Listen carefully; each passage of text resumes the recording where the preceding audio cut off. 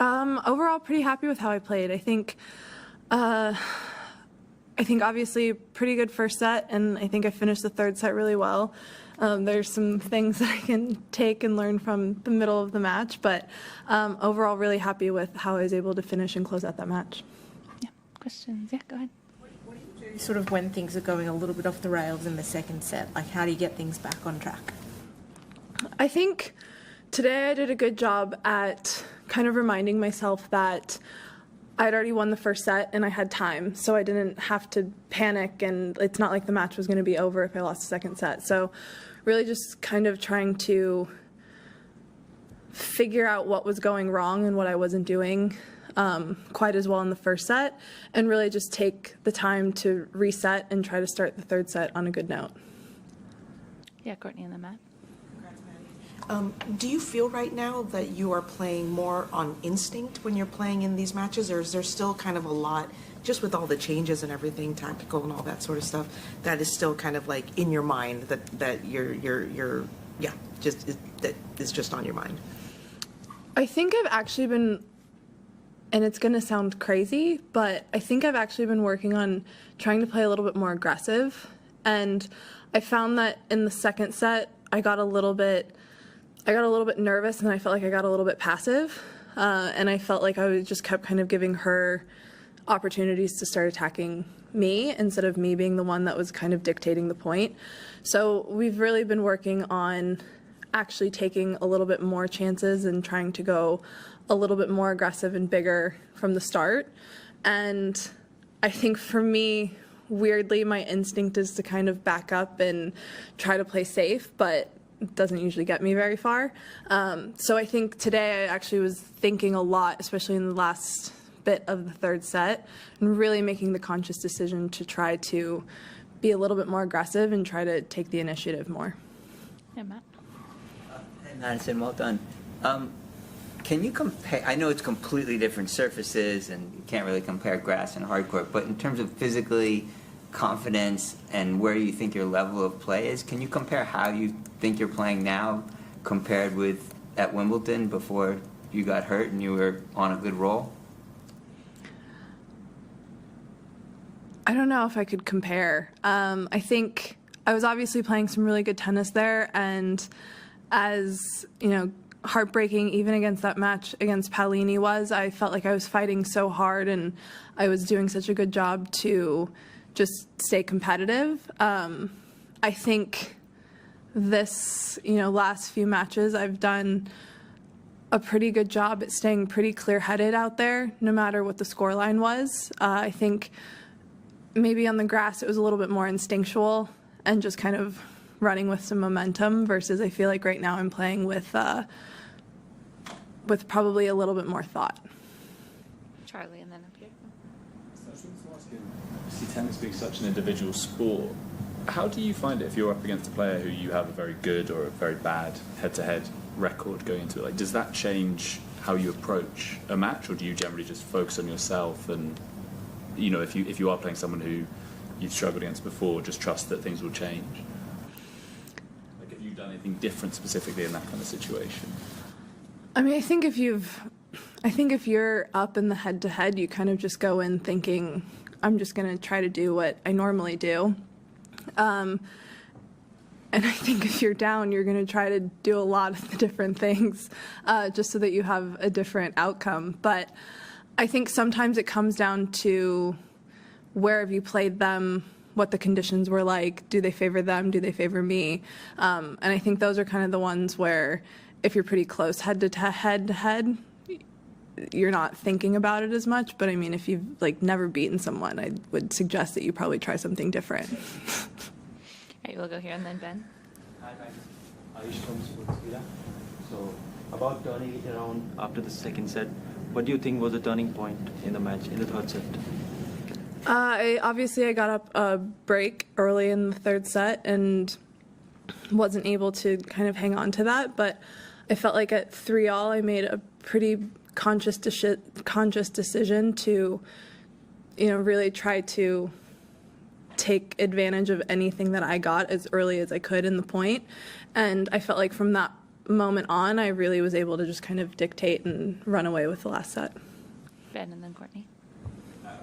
I know you've catching up a bit on this racket switch story of yours. Can you just explain to people who might not be as finely tuned as tennis players as you would be as a pro, like what actually feels different about hitting the ball with your new racket compared to older models, or older ones? I was just looking for a little bit of, I guess, safer, easier power, and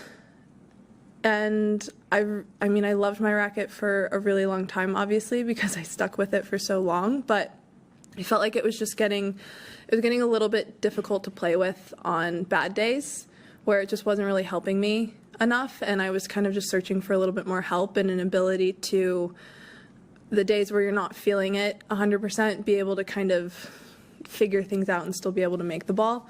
And I'm not super on it when it comes to equipment and things like that. I kind of just, I pick things up, I tell you if I like them or if I hate them, and that's kind of it. So to be totally honest, I have no idea why I like this racket, what it does, like all of the specifics of it. I just knew when I picked it up that it felt really good, and that was the winner. When you say help, does that mean bigger sweet spot, I guess, basically? I mean, I guess bigger sweet spot, but I think part of it is just so like easier to maneuver if the ball's coming in fast, or just kind of an ability to use your hand later in the swing and kind of make up for some things if you're not hitting it perfectly. Sorry, I'm just trying to... Is it lighter? I genuinely have no idea. Like, not even a clue. Courtney. With everything that you kind of were saying the other day about how you were feeling like you were getting older and everybody was getting younger and it was getting harder to compete the way that you wanted to do so, XYZ changes. With a result like this, with the way that you've played from Adelaide through here, what does it mean to you? What do these results, this level, sustained level for, 2.5 weeks, kind of mean at the start of a season for you? I think it always feels really good, and I think it really kind of shows that everything you were working on in off season paid off. But I mean, it feels great. I don't know if when I started I thought I'd be almost 30 and still playing, at the level that I'm playing, and arguably playing maybe even better than I've really ever played. So it's something that I'm definitely not taking for granted and kind of just trying to roll with, and